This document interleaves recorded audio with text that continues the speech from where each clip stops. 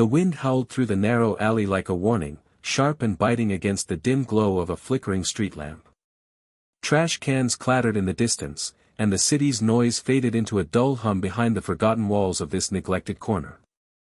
Amid the shadows moved a small figure, barefoot, her jacket thin and threadbare, arms wrapped tightly around herself. 12-year-old Lily scavenged quietly, her eyes darting toward a diner's dumpster. She wasn't supposed to be here, not this late, not alone, but hunger didn't follow rules, and her little brother had gone to bed without dinner again. She climbed onto a crate, carefully lifting the lid of the dumpster, hoping for a half-eaten sandwich, maybe fries someone hadn't finished. Her fingers, numb from the cold, brushed against a soggy bag when something stopped her. A groan. Faint and low, like someone trying to cry out but losing the strength to do it. Lily froze. Her breath caught in her throat. She climbed down slowly and listened. Again, there it was. A weak, pained sound echoing off the alley walls. Instinct told her to run. This was the kind of place her mother warned her about, where bad things happened. But something stronger than fear pulled her forward. She stepped deeper into the darkness, her heart pounding in her chest like a drum. Her eyes adjusted, and that's when she saw him. A man, slumped against the brick wall near a stack of broken pallets. His suit was torn, blood smeared along his jaw, his expensive-looking coat ripped at the shoulder. One shoe was missing. His face, bruised and swollen, turned slowly toward her. He tried to speak, but only managed a painful whisper. She took a hesitant step forward. "Are you okay?" she asked, her voice soft but steady. His lips moved, and though the words were broken, she could hear the desperation. "Help, please." For a moment, time froze. Lily had nothing, no phone, no adults to call, no way to summon help. She was just a kid, one used to being ignored by the world. But she knew one thing, no one deserved to be left like this. Her stomach growled, a reminder of her own struggle, but it didn't matter. She knelt beside him, pulled her sleeves down over her fingers, and gently wiped the blood from his forehead. "I'll get help," she promised. The man's eyes welled with tears. He clutched her hand weakly. "Don't move," she whispered. Then, without another word, she turned and ran, barefoot across broken pavement, past silent storefronts, through the biting wind. In that forgotten alley, beneath a bruised night sky, one broken man found a flicker of hope in the hands of a poor, hungry girl, one too young to carry the weight of the world, but brave enough to try anyway. Lily's feet pounded the pavement as she ran, sharp stones cutting into her bare soles, but she didn't slow down. She didn't think about the pain. All she could see was that man's face, bloodied, scared, helpless. She didn't know who he was, but in that alley, he had looked at her like she was his last chance. That look stayed with her, pressing down on her chest like a weight. She burst out onto a busier street, headlights blinding her for a moment. A car honked. She stumbled but kept running. People walked past her, grown-ups in thick coats, headphones in their ears, sipping coffee, staring at their phones. She screamed for help, breathless and hoarse. Most didn't stop. A few glanced at her, then looked away. Maybe they saw a dirty child, out too late, probably causing trouble. Maybe they didn't see her at all. But Lily didn't give up. She reached the corner near the gas station, where a lone patrol car was parked. She banged on the window, tears finally spilling down her cheeks. The officer inside looked up, startled, then opened the door. "There's a man," she gasped. "In the alley. He's hurt. He's not moving much. Please." The officer's expression shifted instantly, and within seconds, he was on the radio. Lily gave the alley's location as best as she could. An ambulance was called. The officer offered to take her home, but she shook her head. "I need to go back," she said. "He's all alone." They rode in silence, the siren wailing in the distance as the ambulance sped toward the alley.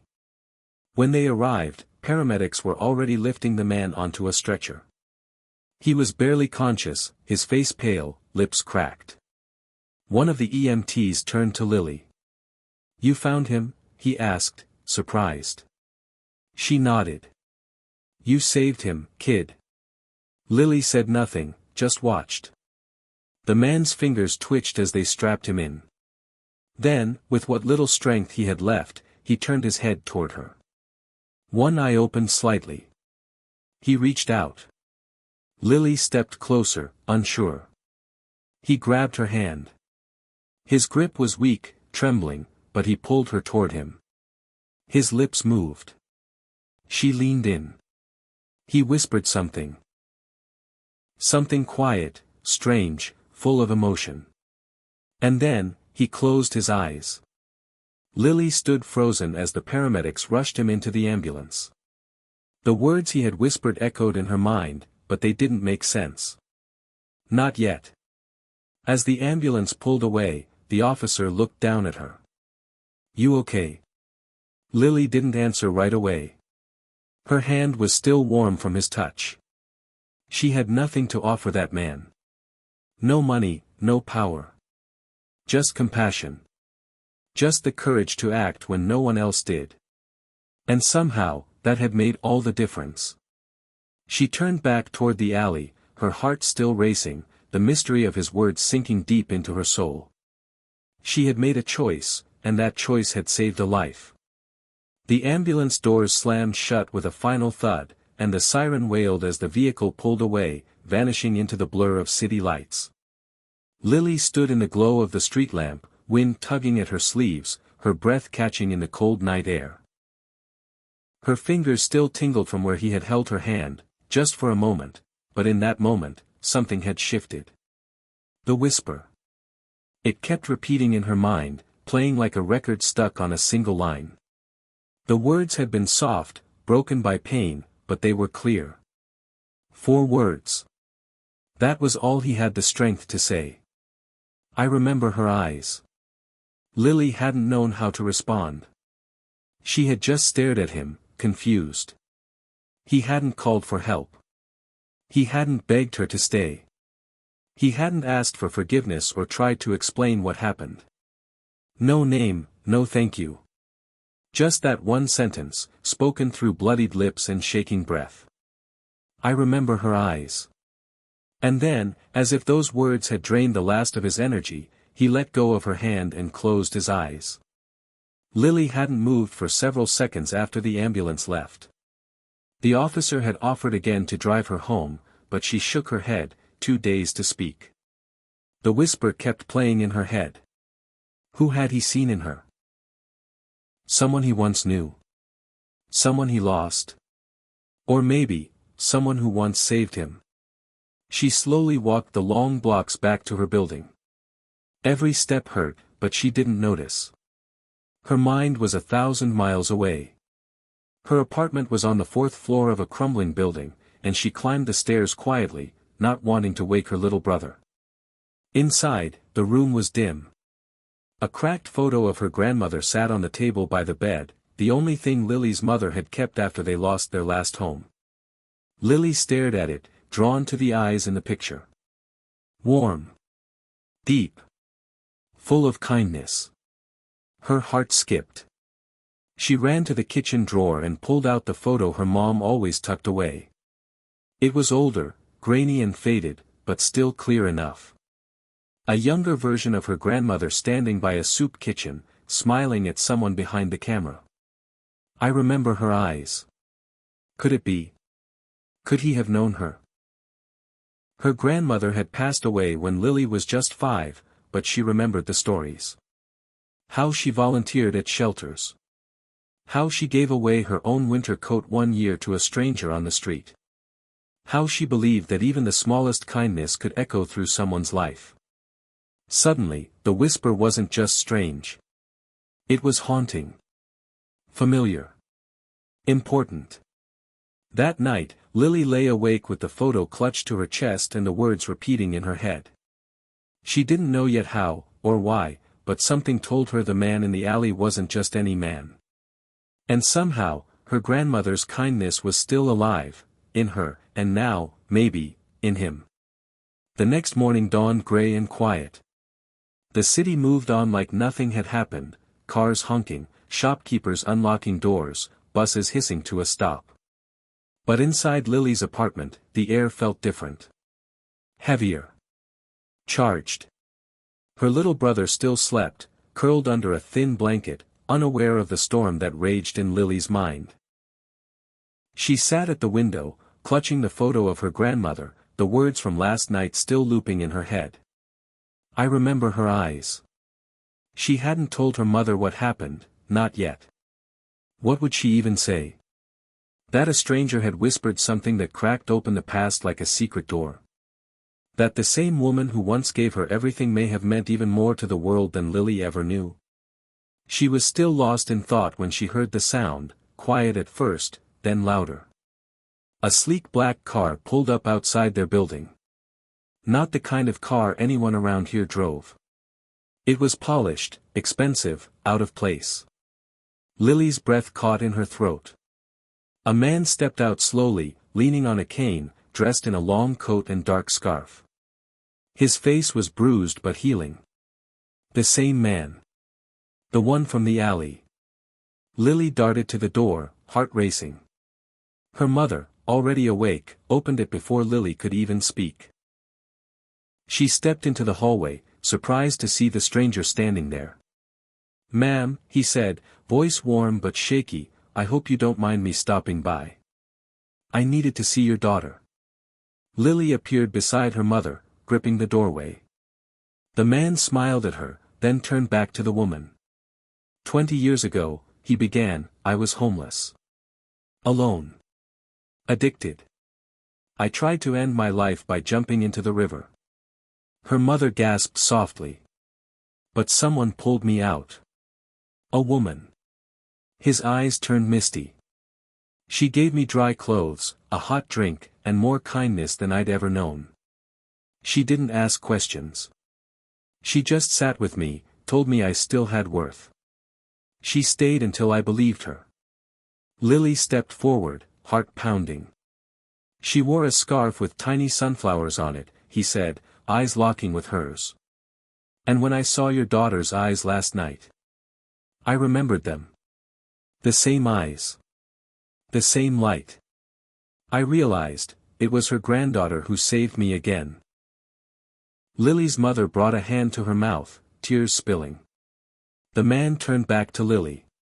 I never got to thank your grandmother. I left that shelter the next day and started over. She gave me the spark. I built a company, helped others like me. And then, last night, I got beaten and left to die. And you showed up. He reached into his coat and pulled out a small envelope. This is for you and your family. A new home. A scholarship fund. Safety. Hope. Lily didn't move. Her lip trembled. She looked at the photo in her hand, then back at the man. The circle was complete. One act of kindness had come all the way back home. Lily stood in stunned silence, her fingers tightening around the photo of her grandmother as the man held out the envelope.